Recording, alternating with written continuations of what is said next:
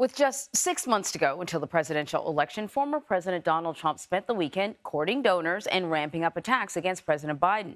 During a private retreat in Florida, Trump told donors that Biden is, quote, running a Gestapo administration.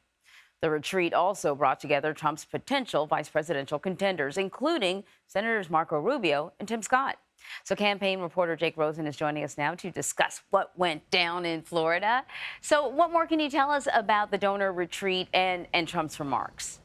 That's right. So these donors were taken from a hotel down in Palm Beach over to Mar-a-Lago to meet with the former president. He spoke with them, according to the Trump campaign, for about 90 minutes, where he railed against the legal charges against him. And like you heard, or like you read just now, he accused the Biden administration of echoing and behaving like the Nazi secret police group, the Gestapo. Now, the White House came out against this, saying that Donald Trump was echoing the appalling rhetoric of fascists in his remarks on Saturday. Donald Trump also attacked Jack Smith, the federal prosecutor going against him. But the big thing this weekend, and takeaway, Anne-Marie, is that the RNC and Trump campaign officials brief donors on how their money is being spent going down the stretch. Obviously, Republicans are in a fundraising pinch compared to Democrats right now. They touted raising over $76 million in April, and basically Donald Trump going to them and saying, you know, we need more money. He apparently, according to the campaign, raised an additional $2 million just by giving his speech and calling donors up on stage during his remarks.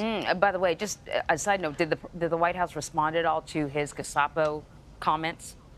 Oh, yes. They, like I said, they said that he was echoing the appalling rhetoric of fascists, and the Biden campaign also came out immediately against these remarks as well. So let's talk about these potential vice presidential candidates. A number of Trump's suspected VP presidential candidates were at that retreat. We mentioned a couple of them, Marco Rubio, Tim Scott. Also, a name being sort of bounced around is South Dakota Governor Kristi Noem. All three of these people were doing media over the weekend. Kristi Noem has a book coming out, so she was on Face the Nation, and she's getting a lot of attention for a little anecdote about killing her dog, and some have suggested that she may have also killed her chances at being VP. I want to play a little sound from all of these people.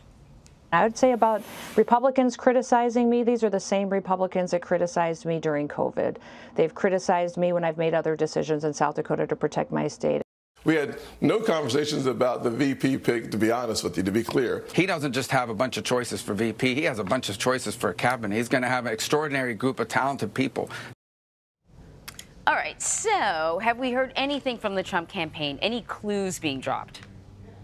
Well, as different news outlets, including CBS News, have continued to report on this winnowing shortlist of people who were down in Mar-a-Lago this weekend, a lot of them were, they've basically said that the one person who makes this decision at the end of the day is Donald Trump. Actually, Marco Rubio echoed that same sentiment in his interview yesterday. But we saw all these people in addition to a couple other names, and as you can see on the screen right now, the big thing here is how they want to posture a vice presidential pick while Donald Trump is in court. And from all indications from the campaign, they're going to wait towards the convention later this summer and time it around there, just like they did in 2016 when Donald Trump picked Mike Pence. But as we kind of saw with Kristi Noem, that there is some controversy with at least her, and according to sources who have spoken to CBS News, she's fallen a little bit down on that presidential selection list. But all weekend, all these donors, they did TV, and they were, all these vice presidential picks were meeting with, potential people who would be in an administration down in Mar-a-Lago. All right, Jake, thank you.